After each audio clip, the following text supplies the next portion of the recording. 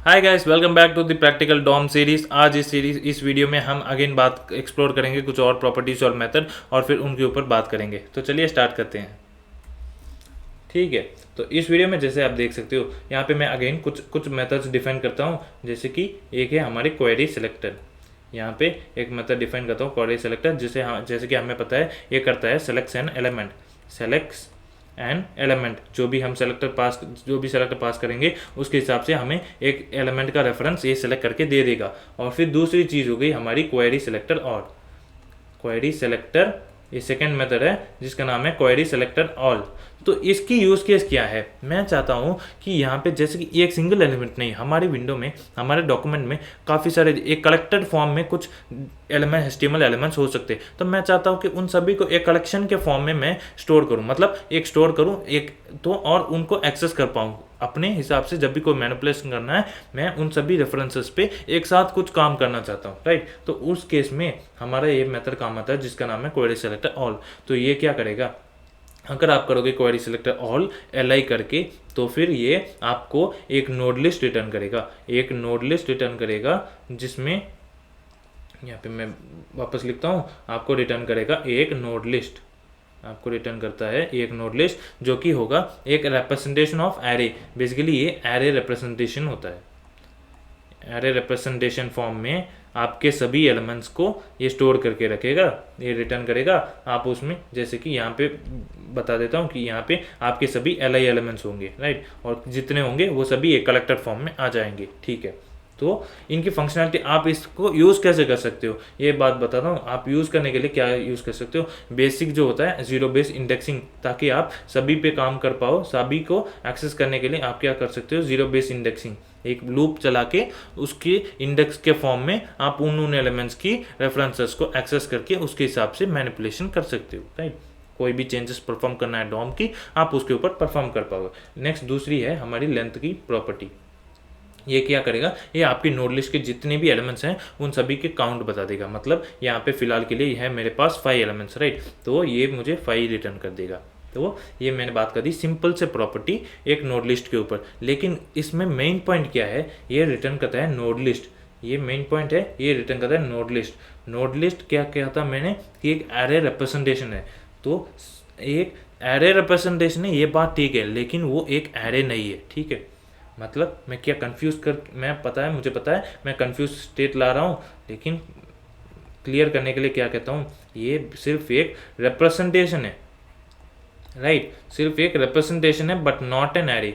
मतलब आप इस पे एरे की फंक्शनैलिटीज नहीं चला पाओगे, फंक्शनैलिटीज ऑफ एरे नहीं चला पाओगे, क्योंकि ये एक एरे नहीं है, क्योंकि एक अलग डेटा टाइप जैसा हमारा ब्राउज़र मानता है।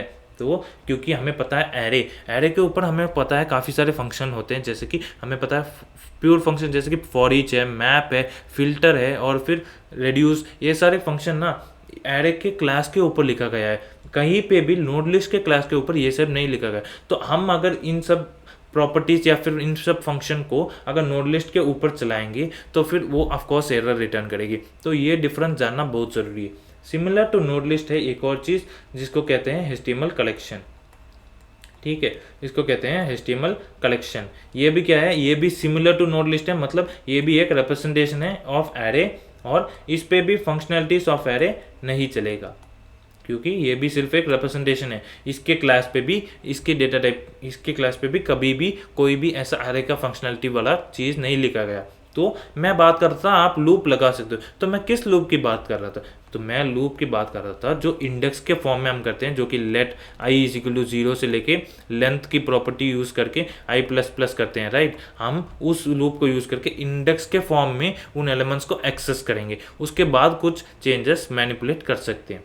तो ये डिफरेंस जानना बहुत ज़रूरी है। तो एक एग्जांपल कि कौन सा वो प्रॉपर्टी है जो कि हमें HTML कलेक्शन रिटर्न करेगा, तो मैं उसको भी लिख देता हूँ। एग्जांपल के लिए मैं जानता हूँ चिल्ड्रन नाम का एक प्रॉपर्टी जो कि हमें रिटर्न करेगा HTML का कलेक्शन। आगे जाते हुए हम इस प्रॉपर्टी को भी कवर करेंगे, उसमें आपको बताऊँगा फिर से। ठीक है, तो फिर अभी हम आते हैं एक और दूसरी प्रॉपर्टी पे, दूसरी मेथड पे। यह है एक मेथड जिसका नाम है insert before. From the name itself, अब नाम से ही क्लियर है कि यहाँ पे हम क्या कर सकते हैं। यहाँ पे बेसिकली एक एक एक बॉक्स है, ठीक है, मेरे पास एक ब्राउज़र का बॉक्स है जिसके अंदर मुझे इंसर्ट करना है, राइट। इंसर्ट करना मतलब किसी के अंदर करना पड़ेगा। तो ये हो गया मेरा पेरेंट, इसको मान लेता हूँ मेरा पेरेंट। तो इसको एक रेफरेंस है, तो मेरी एक डिपेंडेंसी है कि मुझे एक पेरेंट चाहिए, कुछ इंसर्ट करने के लिए मुझे एक पेरेंट चाहिए। तो दूसरी डिपेंडेंसी है, ये वर्ड्स जो मैं बोल रहा हूँ ये मैं नहीं बोल रहा, ये जो MDN के डॉक्स में दिया गया है कि इस इंसर्ट बिफोर की फंक्शनलिटी क्या है, राइट। तो आप उधर से भी रेफर करके पढ़ सकते हो। तो ये सारी चीज़ें मैं उधर से ही बता रहा हूँ ताकि हमें क्लैरिटी मिल सके, राइट। तो इधर क्या है, हमने डिफाइन कर दिया पेरेंट एक डिपेंडेंसी है इसकी, और फिर दूसरी डिपेंडेंसी होगी, हमने कहा यहाँ पे इंसर्ट बिफोर किसके बिफोर, मतलब इंसर्ट तो इसमें समझ आ गया, लेकिन मुझे किसी के बिफोर में करना है। तो यहाँ पे मान लेते तो मेरे पास कई सारे एलिमेंट्स है, राइट। तो मैं चाहता हूँ कि इस एलिमेंट यहाँ पे नेमिंग देता हूँ 1 2 3 एंड 4। मैं चाहता हूँ कि इसके बीच में 3 के बिफोर में मैं कुछ इंसर्ट करूं।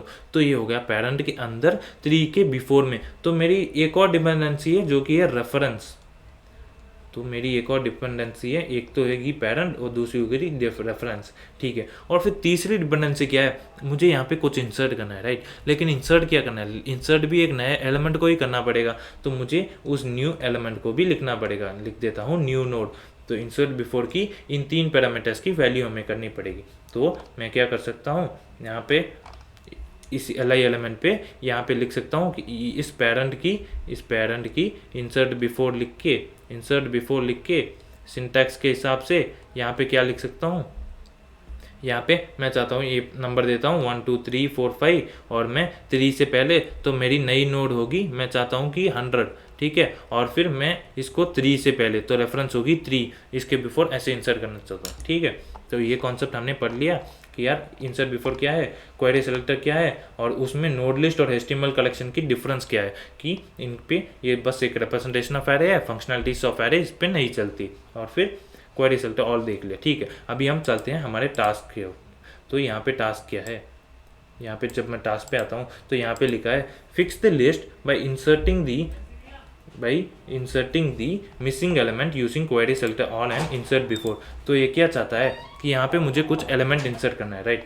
तो मैं क्या करता हूँ, मुझे सबसे पहले अपने डिपेंडेंसी के ऑर्डर, बेसिकली मुझे जो सिलेक्शन का प्रोसीजर रहेगा, पहले मुझे अपने पेरेंट को सेलेक्ट करना पड़ेगा। तो ये मेरी डिपेंडेंसी है। तो मैं क्या करता हूँ, मैं पहले अपनी पेरेंट को सेलेक्ट कर देता हूँ। तो मैं यहाँ पे लिखता हूँ डॉक्यूमेंट डॉट क्वेरी सेलेक्टर में आ जाएगा मेरा UL।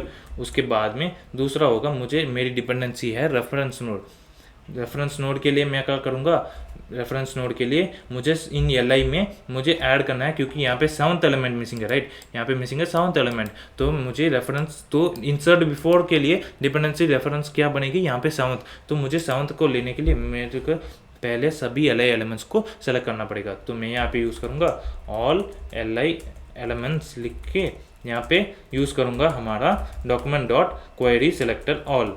तो यूज़ करता हूँ क्वेरी सेलेक्टर ऑल, और फिर यहाँ पे लिख देता हूँ हमारा LI। तो ये मुझे रिटर्न करेगा एक नोड लिस्ट। तो इस नोड लिस्ट के ऊपर मैं चाहता हूँ हमारा 8th एलिमेंट मेरा रेफरेंस बने। तो 8th एलिमेंट में के लिए मैं क्या लिखता हूँ, यहाँ पे ऑल LI एलिमेंट्स के इंडेक्सिंग होगा 6th इंडेक्स, 8th एलिमेंट यहाँ पे बनेगा मेरा 6th इंडेक्स। तो ये एक्सेस कर लिया 8th एलिमेंट। नेक्स्ट होगा मुझे अपना 7th का एलिमेंट क्रिएट करना पड़ेगा, राइट। तो ये होगी हमारी न्यू नोड की डिपेंडेंसी।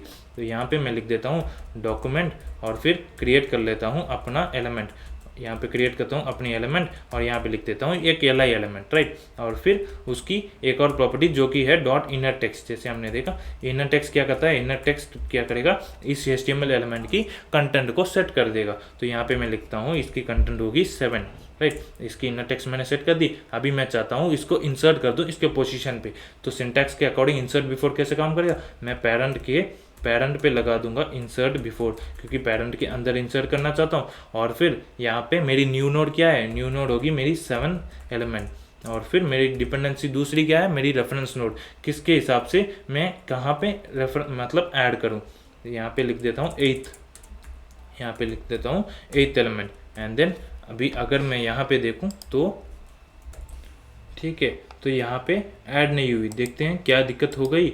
यहाँ पे मैं इंस्पेक्ट करता हूँ और फिर आता हूँ अपने कंसोल पे।